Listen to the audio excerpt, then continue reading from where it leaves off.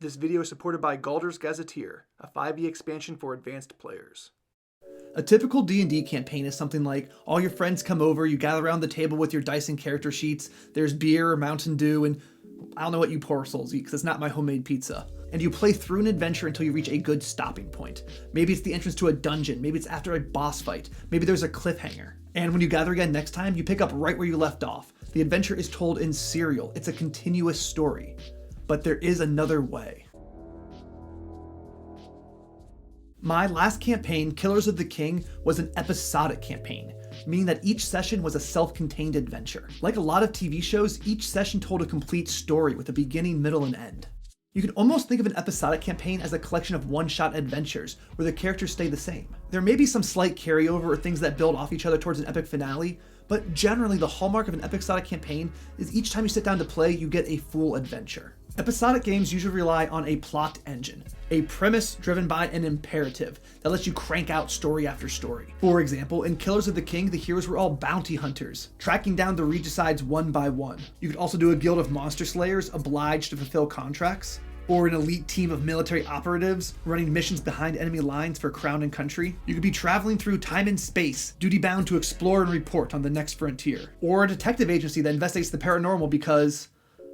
yeah, actually now that I'm thinking about it, I don't think Scooby and the gang have a real reason to be driving around in the Mystery Machine. But generally speaking, the most effective plot engines have a cool setup with a pressing need to do something. So that's the introduction to what an episodic campaign is. And unlike a lot of my other videos, the rest of it is going to be informative rather than persuasive. I'm not going to try to convince you this is a good type of campaign to run. Instead, I'm going to go over the benefits and challenges of running this type of campaign to help you see if it's a better option if you want to run this instead of a West Marches or a Mega Dungeon if you're interested in doing a non-standard game. And the second half of the video is going to be the how-to. If you do decide you want to run this type of campaign, I'm going to share some tips and tricks that I learned from running it to hopefully improve your play experience. You could think of the benefits of an episodic campaign as being in two big categories. The first is pragmatic.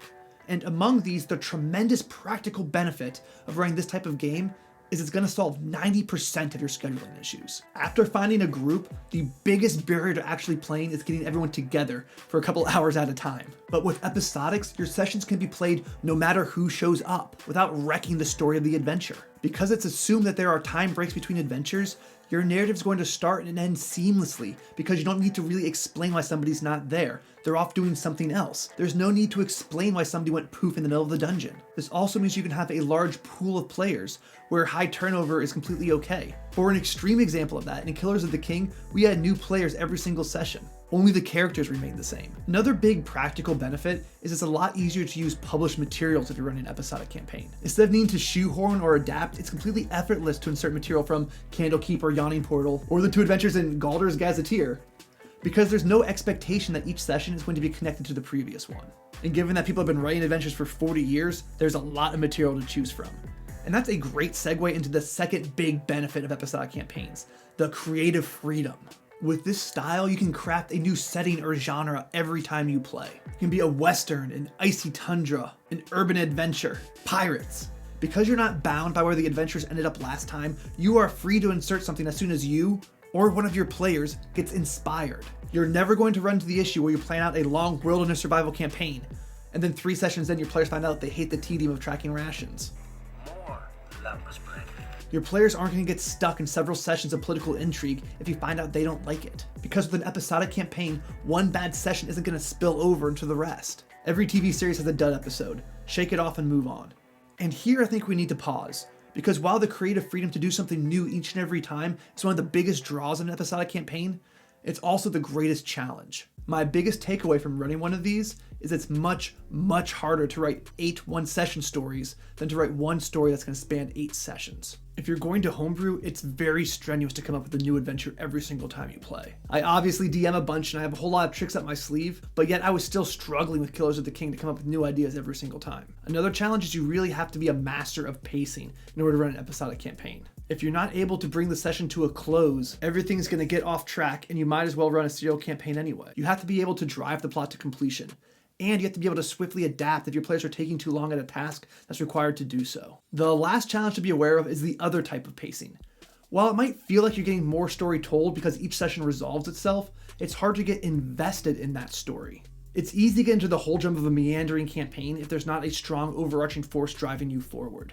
Because all of the adventures are uncoupled, the campaign can start to feel disconnected and purposeless. And without a sense of progress, it's really hard to deliver on that emotional satisfaction that a lot of players crave. So those are the challenges of running an episodic campaign.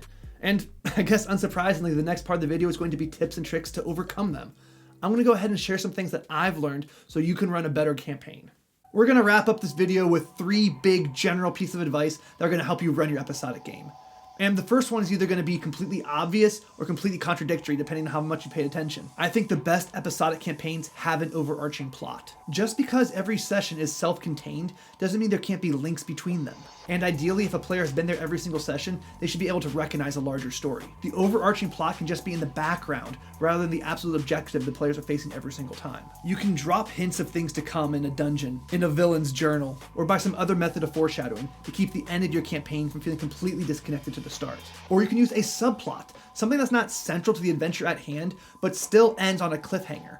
And then a few sessions later, you can loop that back in and resolve it. You can use recurring villains or rivals, as long as you found a way for your players not to kill them off, because having those antagonistic NPCs come back again and again not only helps connect the sessions, but animosity is a powerful emotional anchor to keep your players invested in the campaign. The second general tip is because pacing and conclusion is so important in an episodic campaign, I recommend that each session needs to have a clear goal defined with a strong verb. Rescue the prince, recover the artifact, kill the vampire. You don't want your players thinking about what they should be doing next, because that's how you create these long, meandering sandbox campaigns, instead of the driven, focused one that you're after. Likewise, your players need to be on board that they're going to end the adventure by the end of the session, and hopefully that will speed up their decision-making process. Yes, you need to be ready and willing to cut encounters, remove traps, and have the Quantum Ogre never be present.